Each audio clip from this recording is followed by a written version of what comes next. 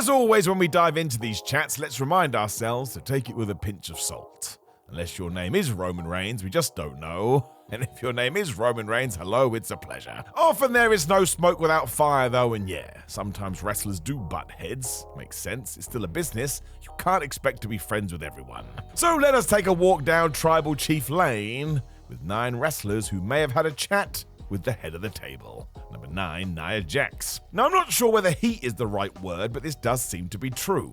You may remember in 2020, Nia Jax's new thing was to throw Lana through tables. It happened week after week until it got a bit weird. What exactly were we trying to achieve here? The big payoff was going to be at the Survivor Series, and then nothing happened. There was no wood, and the word was because Roman Reigns had stepped in. This was due to the fact he was facing Drew McIntyre later in the main event, and they needed this spot. So that makes sense. If you do the same thing across the show, it loses impact. And once you've seen it, you've seen it. Instead, Nia basically blocked Lana from getting in the ring, and yet thanks to the magic of professional wrestling, she was still the last woman standing during a traditional Survivor Series match. That was fun. At least Lana got something. The reason we couldn't believe this, however, is because Jax spoke about it on Chris Jericho's podcast.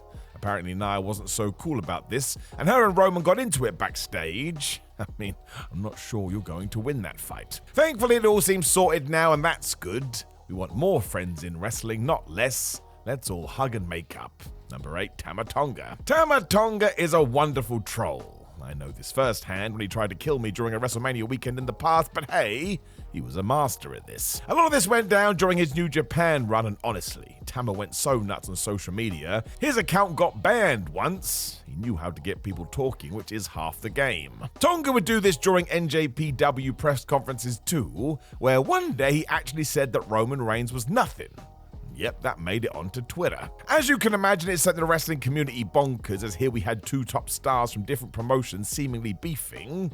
Roman even decided to take a shot at Tama Tonga's overall engagement. Tama then fired back that Rhodes must be the snitch who got him kicked off to begin with, and look, Tonga was soon doing Roman-esque moves in a New Japan ring. Something tells me they knew what they were doing. We have more evidence because look at WWE TV right now. I smell a work, but I tell ya, it was awesome. Make me believe. Number 7, Sheamus. Let us remember that 9 out of 10 people who did feud with Roman Reigns often start talking in the media that they still hate this guy. They mock his schedule, the way that he cheats. All of this is very much tongue-in-cheek. This then takes us back to 2015, where Sheamus was fighting with the big dog, and yeah, it was the same old instructions. Please keep Roman Reigns strong. Everybody got told this. Vince McMahon wanted him pitched as the unbeatable hero. That didn't work, as we know, which is why we got mad groups like the League of Nations. That was headed up by the Irishman too, and good grief. Talk about something that was just thrown together, but again, it meant Roman could now beat 4 dudes, and apparently that was perfect. Jump forward to when Sheamus appeared on the bump, however, and he was asked about this, and he didn't mince his words. He mentioned losing to Roman Reigns 43 times in a row, and how that we could all get to a higher level if we got the same TV time and stories. Sheesh. Now, there's been no reports that the two had words behind the scenes, so methinks this may be Sheamus more frustrated with the old WWE regime than anything else.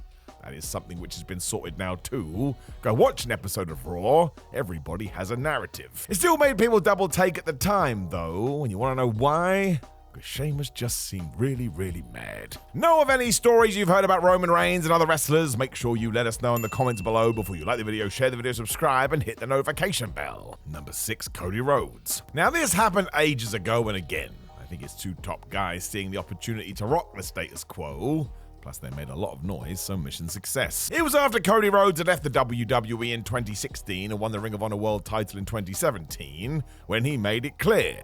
As far as he was concerned, he was now the biggest draw in pro wrestling. As ever, somebody tweeted this to Reigns, who didn't blink. He replied that he didn't even need to click the link, because if that house didn't draw over 100,000, he's talking silly. Shots fired.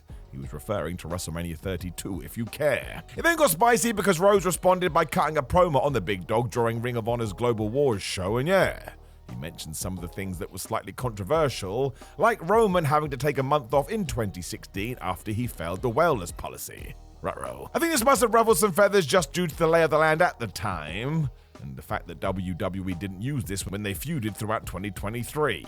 It is, of course, all fine now, you can tell that. Both are megastars in their own right. Number 5, Randy Orton. This one is interesting and I'd love to know more. We all know that when Roman Reigns debuted with the Shield in 2012, they were given the fast track. WWE needed new stars, so why wait? I think we can all agree they made the right call. A year later, though, Brian Alvarez was writing about the situation in the F4W newsletter, where he hinted that Randy Orton and Reigns had gotten into it backstage after a move went wrong during a tag team match. This continued because the rumor was Vince McMahon thought this worthy of punishment, whereas Triple H was in the Shield's corner. Who knows what the outcome was, but this is when from nowhere the trio started to lose a lot. That does seem weird. There's also chatter in 2014 that Randy felt like Roman was being pushed way too hard, and look, whatever his reasons, he wasn't wrong. The fans turned on all of this due to that.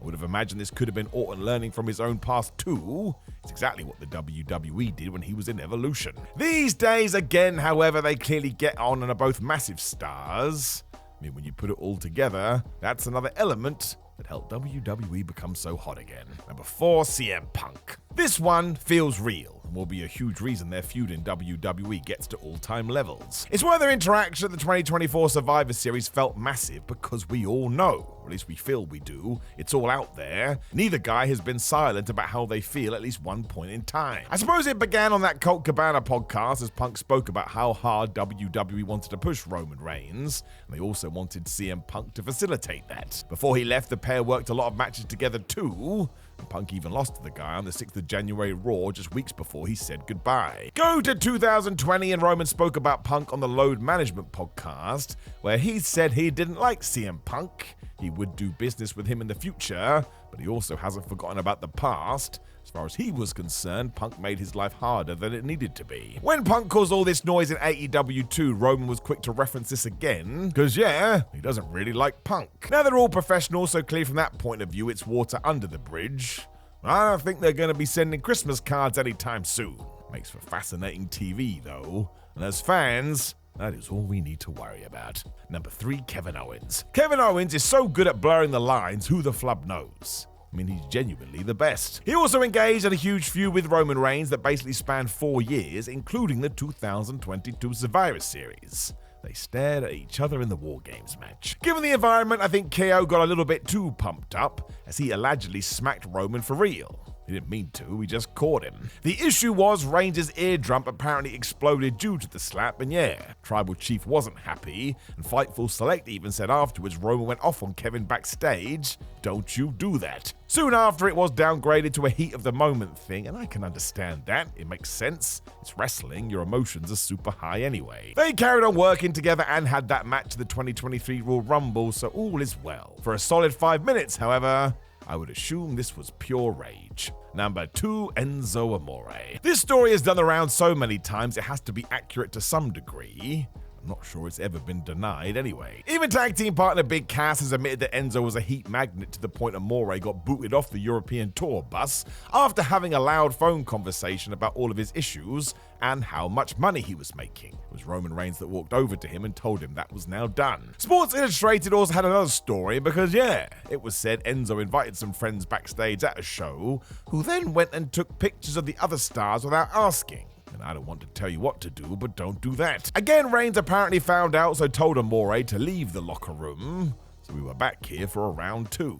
Arn Anderson even spoke about the general situation on his podcast. He felt like Enzo just wouldn't take guidance, and that got him in a lot of hot water.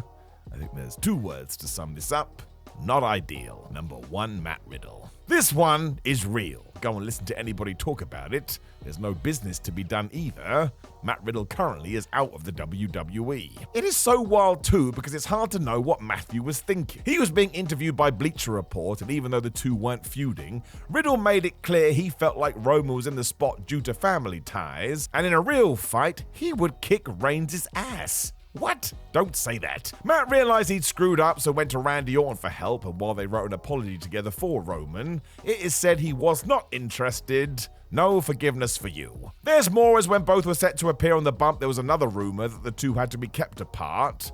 Although in 2022, Roman did work with Matt Riddle in a title match on SmackDown, and it should surprise nobody that Riddle lost. I think ultimately Matthew just enjoys opening his mouth because he also has beef with Goldberg. And yeah, you can probably say that may have cost him in the end.